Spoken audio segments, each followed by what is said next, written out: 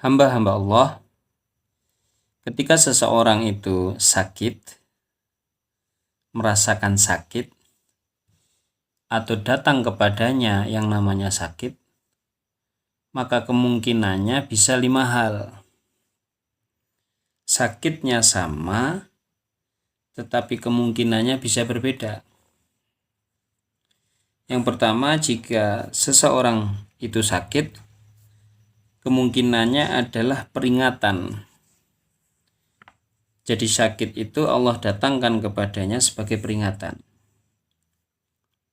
Kemungkinan yang kedua, sakit itu adalah sebagai penghapus dosa. Jadi Allah mengirimkan sakit kepadanya itu dalam rangka menghapus dosa-dosa dia. Kemudian yang ketiga, sakit itu datang kepadanya untuk meningkatkan level keimanan. Maka jenis sakit yang ketiga ini bisa dikatakan sebagai ujian. Kemudian jenis sakit yang keempat ini Allah datangkan adalah sebagai musibah atau azab bagi mereka-mereka yang kafir kepada Allah Subhanahu wa taala. Kemudian jenis sakit yang kelima adalah sakit sebagai jalan kematian.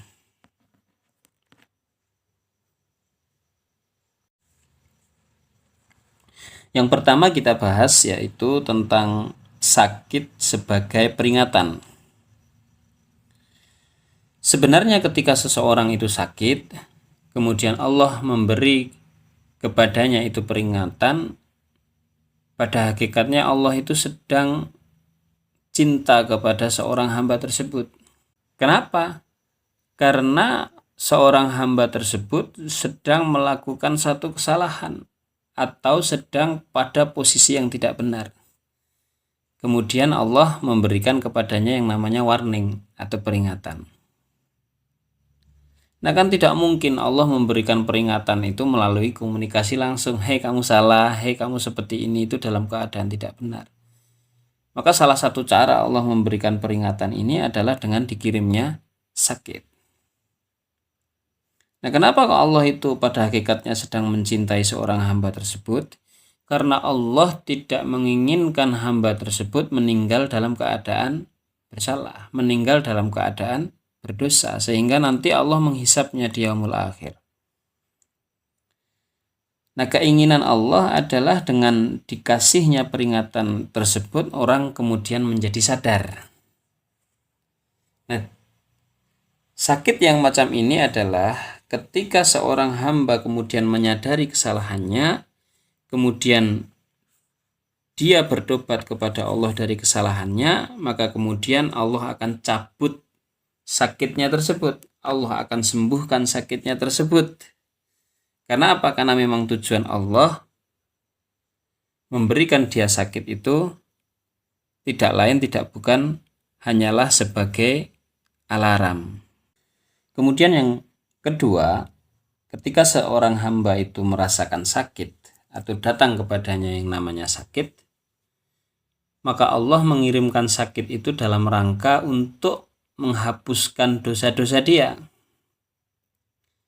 Maka ini kata Allah dalam surat Asy-Syura ayat yang ke-30, A'udzubillahi minasyaitonirrajim. Wa ma asabakum min musibatin fabima kasabat aydikum wa ya'fu an kasirin. Dan barang siapa atau apa saja musibah yang menimpa kamu, kata Allah, maka adalah disebabkan oleh perbuatan tanganmu sendiri, dan Allah memaafkan sebagian besar dari kesalahan-kesalahanmu. Nah, jadi kategori sakit yang kedua ini juga merupakan kategori hakikat Allah itu mencintai seorang hamba. Kenapa? Seperti halnya di kasus sakit yang pertama, Allah itu tidak ingin mengazab hamba itu nanti di akhirat. Akan tetapi seorang hamba itu memiliki satu perbuatan dosa. Oleh karena itu Allah mempercepat azabnya itu saat berada di dunia. Nah, kemudian mengazab di dunia ini yaitu dengan memberikan sakit dengan tujuan menghapus dosa.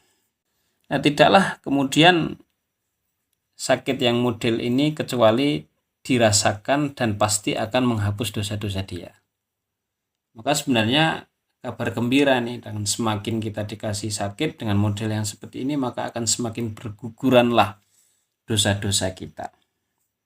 Maka kata Nabi, tidaklah seorang itu merasakan sakit kecuali akan menghapus dosa-dosanya hatta syaukati yushakuha. Bahkan sampai duri kecil yang menusuk dia itu tidak lain adalah menghapus dosa-dosa yang dia miliki.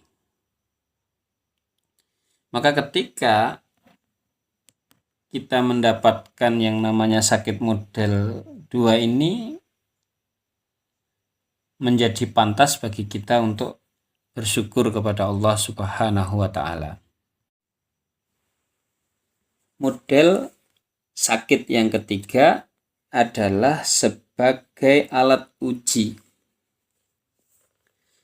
Sebenarnya yang namanya ujian itu berlaku dalam kehidupan manusia dalam lini manapun. Orang mau masuk SD ujian, mau lulus SD ujian, kemudian setelah lulus SD mau masuk SMP ujian, mau lulus SMP ujian, mau masuk kampus ujian, kemudian nanti mau mendapatkan gelar sarjana ujian, mau masuk kerja itu juga ujian. Nah, pada hakikatnya ujian itu ada untuk apa? Bukan dalam rangka untuk membuat seseorang itu susah, tapi justru ujian itu ada dalam rangka untuk menaikkan level seseorang. Yang tadinya levelnya SD, diuji, yang lulus nanti akan masuk ke level SMP. Maka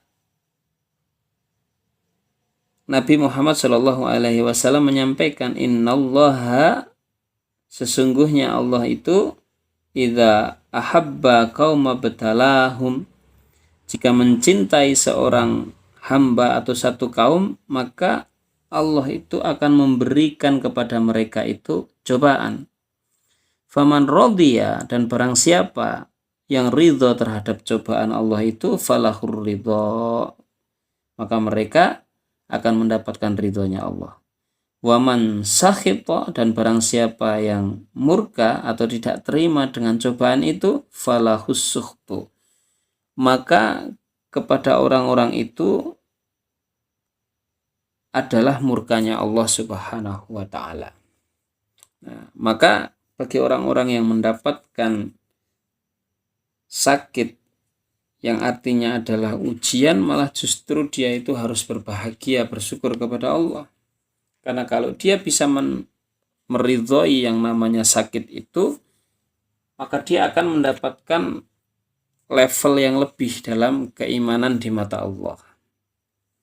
Maka jangan sampai nanti jika kita mendapatkan sakit yang model yang ketiga ini, kita sampai tidak lulus, rugi kita. Kemudian model sakit yang keempat adalah sebagai azab bagi orang-orang yang kafir. Kita perlu ingat bahwa yang mendapatkan sakit itu tidak melulu orang yang beriman. Orang yang tidak beriman pun juga Allah kasih sakit. Cuma bedanya adalah ketika sakit itu datang kepada orang yang beriman, bisa jadi untuk menghapus dosa, bisa jadi peringatan, atau bisa jadi untuk menaikkan level keimanan. Tetapi ketika Allah datangkan sakit itu kepada orang yang tidak beriman atau orang kafir, maka itu adalah DP azab bagi dia. Ya, permulaan azab bagi dia ketika masih ada di dunia. sebelum nanti Allah akan memberikan azab yang sesungguhnya nanti di yaumul akhir. Cuman insya Allah yang level 4 ini tidak akan menerima ke kita ya, tidak akan menimpa kepada kita karena kita termasuk orang-orang yang beriman.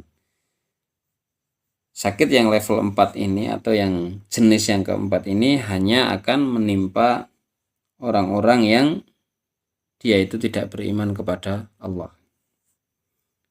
Kemudian yang terakhir, jika sakit itu menimpa seorang hamba, maka ini sebagai jalan kematian. Sebagai jalan kematian. Misalnya ada orang yang sudah umur 70 tahun gitu. Kemudian dia sakit gitu.